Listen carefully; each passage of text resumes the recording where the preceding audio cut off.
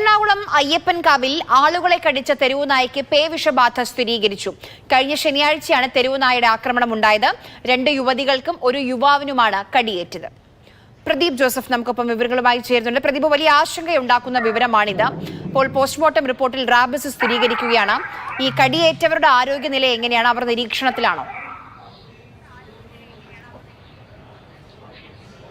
കഴിഞ്ഞ ശനിയാഴ്ചയാണ് ഈ സംഭവം ഉണ്ടായത്. കൊച്ചി കോർപ്പറേഷന്റെ വിവിധ പ്രദേശങ്ങളിൽ തെരുവുനായകൾ അലഞ്ഞുതിരിഞ്ഞ് നടക്കുന്നുണ്ട്. ഇത് കോർപ്പറേഷനിലെ 68ാം ഡിവിഷനായ അയ്യപ്പൻകാവ് മേഖലയിലാണ് ഇത്തരത്തിൽ തെരുവുനായയുടെ ആക്രമണമുണ്ടായത്.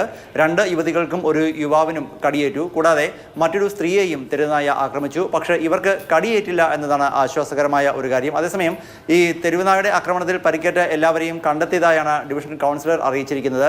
ഇതിന് പിന്നാലെയാണ് ഈ തെരുവുനായയെ ചത്ത നിലയിൽ കണ്ടെത്തിയത്. പിന്നീട് നടത്തിയ പോസ്റ്റ്മോർട്ടത്തിലാണ് പേവിഷബാധ ഉണ്ടായിരുന്നുവെന്ന് സ്ഥിരീകരിച്ചത്. ഇത്തരത്തിൽ ഈ തെരുവുനായ്ക്ക് പേവിഷബാധ ഉണ്ടായിരുന്നുവെന്ന് സ്ഥിരീകരിക്കുകയും ഇത് ചാവുകയും ചെയ്തതോടെ പൊതുവിൽ ആശങ്കയിലാണ് കടിയേറ്റ ആളുകൾ. മാത്രമല്ല, മറ്റൊരു ആശങ്കയ്ക്ക് കാരണമെന്ന് പറയുന്നത് ഈ തെരുവുനായ ഈ പ്രദേശത്തെ മറ്റു ചില തെരുവുനായകളെ കൂടി കടിച്ചിരുന്നു എന്നാണ് നാട്ടുകാർ പറയുന്നത്. അങ്ങനെയെങ്കിൽ ആ നായകളിലേക്കും ഈ പേവിഷബാധ പകർന്നിട്ടുണ്ടാവാം. അവ ഇനി മറ്റാരെങ്കിലും ആക്രമിച്ചാൽ എന്നുള്ളതാണ് ആശങ്ക കൂടുതലുണ്ടാക്കുന്ന കാര്യം. അതേസമയം കോർപ്പറേഷന്റെ വിവിധ പ്രദേശങ്ങളിൽ തെരുവുനായ ശല്യം ഇല്ലാതാക്കാനുള്ള നടപടികൾ ഊർജിതമാണ് എന്നാണ് മേയർ അവകാശപ്പെടുന്നത്. കുറച്ച് നാളുകളായി ഈ തെരുവുനായ ശല്യം അല്ലെങ്കിൽ തെരുവുനായകളുടെ കടിക്ക് ഒരു കുറവുണ്ടായിരുന്നു. പക്ഷേ വീണ്ടും ഒരു വർദ്ധിത വീര്യത്തോടുകൂടി പലയിടങ്ങളിലും തെരുവുനായകൾ അക്രമകാരികളായി മാറുന്നു എന്നാണ് സമീപകാല സംഭവങ്ങൾ തെളിയിക്കുന്നത്. അതിനിടെയാണ് കൊച്ചി കോർപ്പറേഷനിലെ ഈ അയ്യപ്പൻകാവ് മേഖലയിൽ 3 പേർക്ക് ശനിയാഴ്ച തെരുവുനായയുടെ കടിയേറ്റത്.